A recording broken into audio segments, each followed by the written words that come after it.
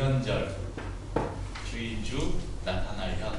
그래서 주님이 나타난 절기, 한자를 그대로 풀면 주님이 나타나신 절기 이렇게 말할 수 있습니다. 한국 교회에서 교회력을 지키는 교회도 많지 않고 특별히 주연절에 따로 예배를 드리거나 그런 교회들도 많지 않은 것 같습니다. 그런데 이 주연절은 예수님께서 공적으로 세상에 당신의 모습을 드러내신 것을 기념하는 절기입니다. 그러니까 예수님의 공생의 시작, 이것을 기념하는 절기, 이것이 바로 주연절입니다. 그래서 오늘은 1월 6일이 지난 그 첫 번째 맞는 주일, 그것을 주연절 이후 첫째 주일 이렇게 이야기합니다. 오늘은 주연절 이후의 첫째 주일이면서 또 오늘은 특별히 주님의 수세주일 이렇게 지킵니다. 교회력에서 주님의 수세주일이 무엇인가?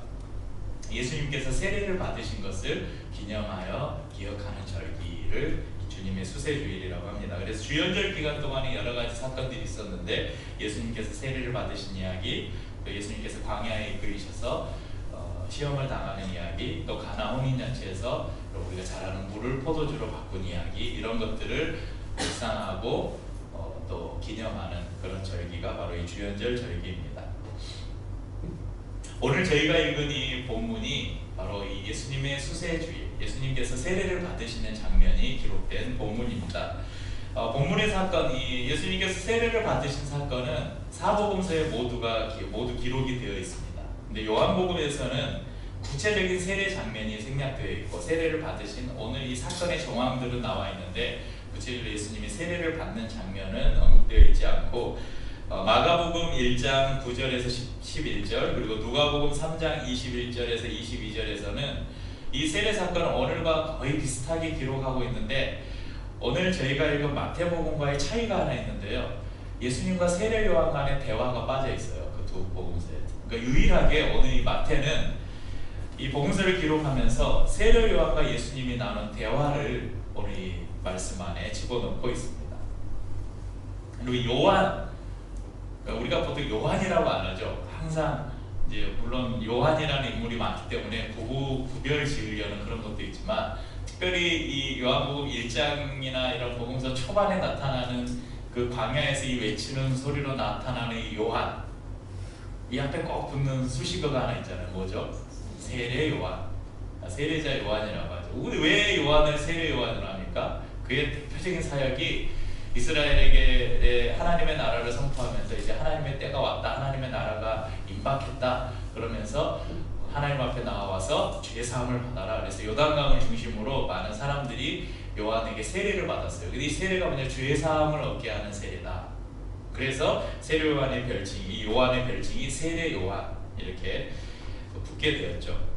그러니까 당시에 이스라엘 상황이 어땠는가? 세례 요한이 외친 메시지를 보면 우리가 짐작해 볼 수 있습니다. 누가복음 3장 7절에 보면 이런 말씀이 기록되어 있습니다. 요한이 세례 받으러 나오는 무리에게 이르되 독사의 자식들아, 누가 너희에게 일러 장차올 진노를 피하라 하느냐.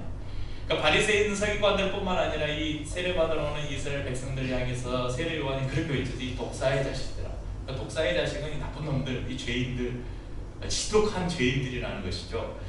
또 3장 11절 14절에는 이런 말씀이 있어요. 대답하여 이르되 옷 두 벌 있는 자는 옷 없는 자에게 나눠줄 것이요 먹을 것이 있는 자도 그렇게 할 것이니라 하고 세리들도 세례를 받고자 하여 와서 이르되 선생이여 우리는 무엇을 하리까 하며 이르되 부가 된 것 외에는 거두지 말라 하고 군인들도 물어 이르되 우리는 무엇을 하리까 하며 이르되 사람에게서 강탈하지 말며 거짓으로 고발하지 말고 받는 급료를 족한 줄로 알라 하니라. 그러니까 예수님 앞에 여러 계층의 사람들이 세례를 받으러 온 거예요. 그 세례를 받으러 오면서 죄 사함을 얻게 하는 세례니까 하나님 앞에 회개하면서 내가 이제 어떤 삶을 살아야 됩니까? 그러니까 세례 요한이 이렇게 살아라.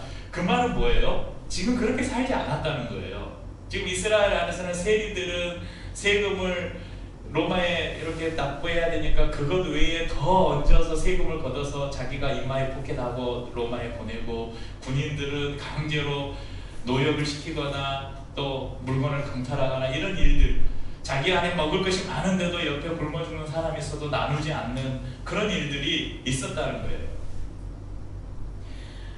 그래서 이 세례 요한의 회개의 메시지를 들은 많은 사람들이 요단강에 나와서 죄사함의 세례를 받습니다.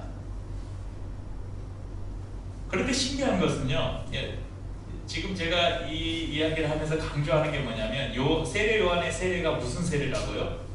죄 사함을 얻게 하는 세례. 그러니까 그의 죄를 용서해 주는 세례. 그러니까 죄 사함을 얻게 하는 세례인데, 예수님께서 세례 요한에게 나와서 세례를 받으셔요. 그러면 우리는 의문점이 생기죠. 예수님은 죄가 없는 분인데, 우리는 이미 알잖아요. 예수님이 죄가 없는 분이라는 거, 하나님의 아들이라는 거 알고 있죠. 근데 그분이 왜 세례 요한에게 와서 세례를 받으셨는가? 오늘 그것을 우리가 살펴보려고 합니다. 예수님은 하나님의 아들이면서 하나님 자신이기 때문에 죄가 있을 수 없는 분입니다. 그런데 죄사함의 세례를 받으러 나오셨습니다. 세례 요한이 알았을까요? 몰랐을까요? 알았겠죠. 어떤 사람들은 몰랐을 것이라고 주장하는 사람들도, 세례 요한이 영적으로 눈이 어두워, 여러분 영적으로 미숙하고 영적으로 눈이 어두운 사람이 이스라엘의 선지자가 되어서 죄사함의 세례를 베풀고 그럴 수 있었겠어요? 하나님께서 택하셔서 지금 세운 사람인데. 세례 요한은 그것을 알고 있습니다. 그래서 14절에 보면, 그러니까 다른 복음서를 보면, 예수님과의 대화가 기록되지 않은 복음서를 보면 우리가 그런 의문을 가질 수가 있어요. 여러 가지 추측과 상상을 해볼 수 있는데, 오늘 본문은 그것에 대해서 확실한 답을 주고 있어요. 세례 요한이 무엇이라고 말합니까? 14절에 보면 말려 이르되 내가 당신에게서 세례를 받아야 할 터인데 당신이 내게로 오시나이까? 거절하고 있죠. 그러니까 당신은 세례 받을 필요가 없습니다. 오히려 세례를 받는다면 내가 비록 사람들에게 죄사함을 얻게 하는 세례를 베풀고 있지만 나도 죄인입니다. 만약에 세례를 받아야 한다면 내가 당신에게 받아야 됩니다. 이렇게 말하고 있는 거죠. 세례 요한은 요한복음 1장 26절 27절에서도 자신의 신분, 자신의 정체성을 잘 알고 있었어요. 이렇게 말합니다. 요한이 대답하되 나는 물로 세례를 베풀거니와 너희 가운데 너희가 알지 못하는 한 사람이 섰으니, 예수 그리스도죠.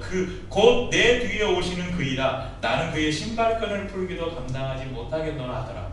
그러니까 세례 요한은 예수님이 어떤 분인지 분명히 알고 있었고, 그분 앞에서 자신이 어떤 역할을 해야 되는지도 분명히 알고 있었다는 것입니다. 그런데 예수님이 세례 요한에게 명령해요. 이제 허락하라. 예수님은 당신이 세례를 받는 것이 모든 의를 이루는 것임을 말씀하고 있습니다. 오늘 말씀을 보면 15절에 예수께서 대답하여 이르시되 이제 허락하라. 우리가 이와 같이 하여 모든 의를 이루는 것이 합당하니라. 그러니까 예수님께서 세례 요한에게 세례를 받아야 모든 의가 이루어진다, 이렇게 말씀하시는 것이죠. 과연 모든 의를 이룬다는 게 무슨 말인가? 과연 예수님께서는 정말로 자기에게 이 세례가, 죄사함을 얻게 하는 세례가 필요하다고 생각하셨을까? 그렇지 않았을 것입니다. 예수님은 자신을 위해 요한의 세례를 받으실 필요도 이유도 없었습니다. 그런데 하나님의 의를 이루기 위해서 세례를 받았다고 말씀합니다. 여러분, 구약에서는 하나님의 의가 무엇으로 나타났습니까? 율법으로 나타났어요. 그러니까 하나님의 의를 이룬다는 것은 율법을 정확하게 지켜야 하나님의 의를 이룰 수 있었어요. 근데 불가능한 일이었잖아요. 그래서 그 율법을 지킬 수 없었기 때문에 모든 사람이 죄인이 된 것이죠. 예수님께서 세례를 받았다는 것은 그분이 죄인이 되셨다는 말입니다. 죄인들만이 받아야 할 세례를 받으심으로 죄인들이 받아야 될 심판까지도 그분께서 담당하실 것을 미리 우리에게 보여주신 것이죠. 그래서 요한복음 1장 25절에 요한이 예수님을 보고 이렇게 말한 거예요. 이튿날 요한이 예수께서 자기에게 나아오심을 보고 이르되 보라, 세상 죄를 지고 가는 하나님의 어린 양이로다. 빌립보서 2장 6절에서 8절에서는 이렇게 기록합니다. 그는 근본 하나님의 본체시나 하나님과 동등됨을 취할 것으로 여기지 아니하시고 오히려 자기를 비워 종의 형체를 가지사 사람들과 같이 되셨고 사람의 모양으로 나타나사 자기를 낮추시고 죽기까지 복종하셨으니 곧 십자가에 죽으십니다. 그러니까 예수님께서 사람의 모양으로 나타나고 세례를 받으셨다는 것은요, 그분이 완전한 인간이 되셨다는 거예요. 왜? 십자가의 구속을 완성하기 위해서. 고린도후서 5장 21절에는 이렇게 우리에게 증언합니다. 하나님이 죄를 알지도 못하신 이를 우리를 대신하여 죄로 삼으신 것은 우리로 하여금 그 안에서 하나님의 의가 되게 하려 하심이라. 그러니까 예수님께서 세례를 받으셨다는 걸 그분이 곧 죄인이 되셨다는 거예요. 그 죄인 되신 예수님이 앞으로 십자가에서 죽으셔서 그분이 죽으심으로 모든 하나님의 율법의 의를 만족케 하시는, 완성케 하시겠다. 그것을 우리에게 미리 보여주시는 것입니다. 예고편과 같은 사건이죠. 예수님께서 세례를 받으신 후에 세 가지 현상이 나타났습니다. 이어지는 말씀을 보면요, 첫째는 하늘이 열렸다. 그리고 둘째는 성령이 강림했다. 세 번째는 하나님의 음성이 들렸다. 이렇게 성경이 말씀합니다. 그럼 하늘이 열렸다는 것은요, 하나님의 계시가 이렇게 내려온다, 하나님이 계시하신다, 이것을 상징합니다. 그러니까 하늘이 열렸다는 것은 하나님의 계시가 예수 그리스도 위에 부어졌다는 거예요. 그러니까 이 예수 그리스도는 곧 하나님의 계시를 선포하는 사람이라는 것을 우리에게 보여줍니다. 또 성령이 비둘기의 형상으로 예수님 위에 내려왔다고 기록합니다. 하나님의 성령이 비둘기같이 내려, 그래서 우리가 그 성령을 비둘기로 많이 비유하잖아요.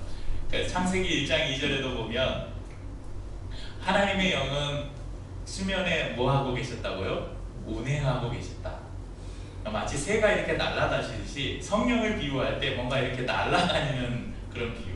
또 그 비둘기가 아주 상징적으로 등장하는 사건이 하나 있잖아요. 노아 홍수 때 이제 방주가, 홍수 불이 다 빠지고 방주가 머물러 섰을 때 노아가 비둘기를 내보내잖아요. 그래서 잎사귀 물고 왔다가 이제 돌아오지 않는다. 그래서 이 성경의 안에서는 이 성령이 비둘기로 많이 묘사되고 있어요. 근데 오늘 보면 이 성령이 예수님 위에 비둘기의 형상으로 내려왔다고 그렇게 기록하고 있습니다. 또한 이사야 선지자의 예언이 성취되었음도 알 수 있습니다. 이사야서 11장 1절에서 2절 보면요, 이새의 줄기에서 한 싹이 나며 그 뿌리에서 한 가지가 나서 결실할 것이요, 그의 위에 여호와의 영 곧 지혜와 총명의 영이요 모략과 재능의 영이요 지식과 여호와를 경외하는 영이 강림하시리니. 이새의 줄기가 누굽니까? 바로 예수 그리스도, 다윗의 후손으로 오신 예수 그리스도를 말하는데 그분 위에 하나님의 영이 임하는 것을 이사야 선지자가 예언하고 있는데 그것이 예수님의 세례를 통해서 이루어지고 있음을 볼 수 있습니다. 그리고 이 예수님의 그 초대교회 때 막 그 오순절 마가의 다락방에서 사람들이 모여서 기도할 때 성령이 임했잖아요. 그때 불의 혀같이 막 갈라지는 것이 머리 위에 있었다. 그것은 모든 사람들이 눈으로 볼 수 있게 임했거든요. 근데 오늘 말씀에서 성령이 비둘기처럼 임한 것은요, 다른 사람들이 본 게 아니에요. 예수님이 보신 거예요. 오늘 말씀을 잘 보면 그 예수께서 세례를 받으시고 그 물 위에서 올라오신 하늘이 열리고 하나님의 성령이 비둘기같이 내려 자기 위에 임하심을 보시더니, 그러니까 사람들이 예수님 위에 임함을 본 게 아니라 예수님께서 자기 위에 이 성령이 임함을 보신 거예요. 그러니까 지금 하나님께서 예수 그리스도를 이 땅에 구원자로 보내시면서 이제 공생의 사역을 시작하면서 하나님이 예수님에게 사인하는 거예요. 이제 때가 되었다. 그리고 예수 그리스도께서 하나님의 성령이 자기 위에 부음받는 것을 보면서 이제 공생의 사역을 시작하게 되는 것이죠. 세 번째는 하늘에서 소리가 들려요. 마태복음 1장 17절 하늘로부터 소리가 있어, 3장 17절 하늘로부터 소리가 있어 말씀하시되 이는 내 사랑하는 아들이요 내 기뻐하는 자라 하시니라. 그러니까 16절이 시각적인 것이라면 17절은 청각적인 것입니다. 하늘의 소리는 두 가지를 이야기하고 있는데 예수님이 사랑하는 아들이다, 그리고 내가 기뻐하는 자다, 이렇게 말씀하시죠. 이 두 음성은 구약의 두 본문을 반영하고 있는데요, 시편 2편 7절에 보면 이런 말씀이 있습니다. 내가 여호와의 명령을 전하노라. 여호와께서 내게 이르시되 너는 내 아들이라. 오늘 내가 너를 낳았도다. 예수 그리스도는 하나님과 독특한 관계를 맺고 계시는데 바로 하나님의 유일한 아들이라는 것입니다. 그래서 우리가 예수님을 이야기할 때 독생자 이렇게 이야기하잖아요. 그러니까 이 독생자 유일하신 하나님의 아들, 이 개념이 우리가 그 육체로 낳은, 그래서 독자 있잖아요. 그런 개념으로 이해하면 안 돼요.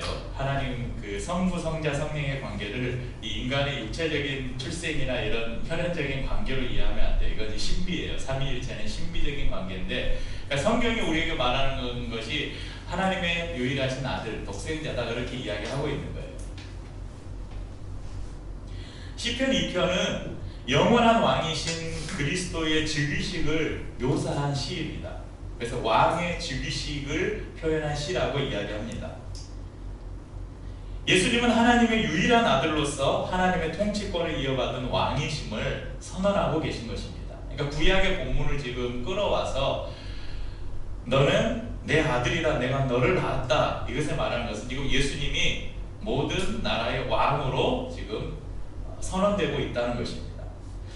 또 하나 있는데 이사야서 42장 1절에서 4절에 보면요, 이거 고난받는 종에 관한 아주 유명한 이사야의 예언입니다. 내가 붙드는 나의 종, 내 마음에 기뻐하는 자, 곧 내가 택한 사람을 보라. 내가 나의 영을 그에게 주었은즉 그가 이방의 정의를 베풀리라. 이게 보면 내 마음에 기뻐하는 자, 내가 기뻐하는 자라는 이사야의 예언이 나옵니다. 그는 외치지, 근데 그 이후에 말씀을 읽어드리면요, 그는 외치지 아니하며 목소리를 높이지 아니하며 그 소리를 거리에 들리게 하지 아니하며 상한 갈대를 꺾지 아니하며 꺼져가는 등불을 끄지 아니하고 진실로 정의를 시행할 것이며 그는 쇠하지 아니하며 낙담하지 아니하고 세상에 정의를 세우기에 이르리니 섬들이 그 교훈을 앙망하리라. 그러니까 고난받는 종에 관한 시입니다. 이사야 42장은 인간의 속죄를 위해서 고난당하고 죽으실 종이신 메시아를 우리에게 보여줍니다.